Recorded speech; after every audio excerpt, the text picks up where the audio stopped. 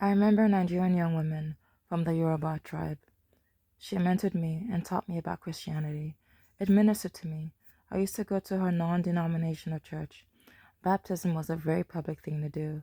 I wanted her to do it secretly, a water baptism in an available bathtub. Something I remember when I received deliverance from Pilgrim's ministry was I was informed about a lot of things, child sacrifices in my family line that elevated a family member of my family to a high position in the government. All I can say about that is because of my connection to God in heaven, not so much me, but the people I've lived with. My previous landlord, Denise, her consistent prayer and exposure to God exposed me to the truth of my family and things we had done that had hindered our growth with God and the wonderful things we may have been able to partake in. I remember my Jamaican friends asked me, "Is Pilgrim's ministry a legitimate ministry?"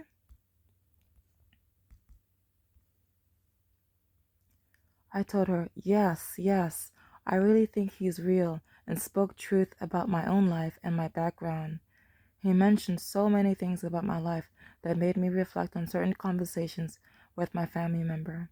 And now that I'm thinking about it, my family member said he would have had more children and had always smiled and laughed about the topic.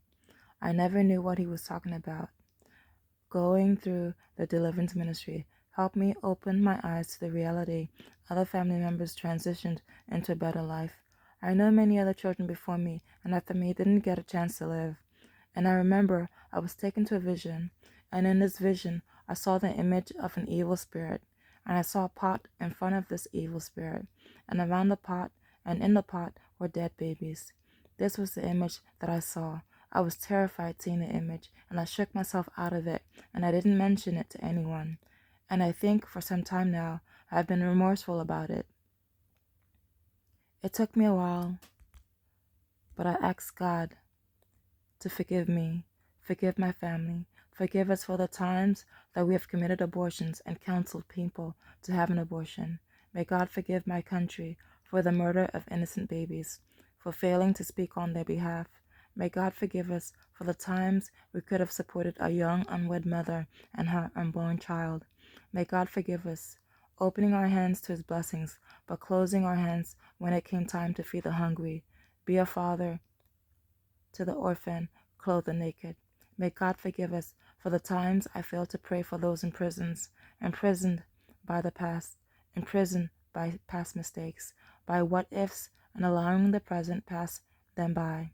How would I feel if my parents had never had me? So it's a whole different ballpark, a whole different story. Just me being here, living, breathing. My life isn't impacting another person, not just one person, but it's impacting generations. So I have to be mindful of what I say, what I do, and how I think.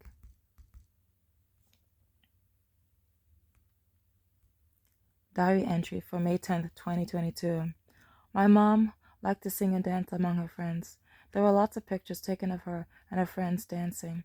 I thought about this as I listened to the 45-minute high praise and worship Naija music.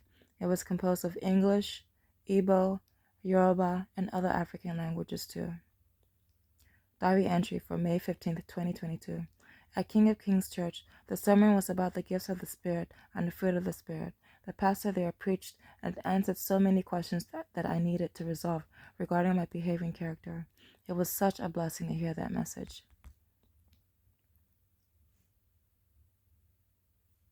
As I watched Ministerio Hispano, Hispanic Ministry, a live broadcast, pastor had mentioned, "Querida Alice, qué bueno tenerte juntamente con nosotros los viernes y lo estamos viendo hoy, el día domingo. El Señor te bendiga y te guarde y te siga hablándote. Gracias por tu testimonio. Gracias por lo que estás haciendo en tu trabajo. Gracias por lo que haces en tu familia. Y el Señor siga diciéndote, hija mía, en ti tengo complacencia. Eres agradable a Dios. Gloria a Dios." Translation of that is, "Dear Alice, it's so good to have you here with us. We see you only on Fridays, but you are here with us today, Sunday. The Lord bless you and guard you and keep you." And it keeps telling you, Thank you for your testimony. Thank you for what you're doing at your job. Thank you for what you're doing in your family. And the Lord continues to tell you, I have found great pleasure in you. You're pleasing to God. Glory to God.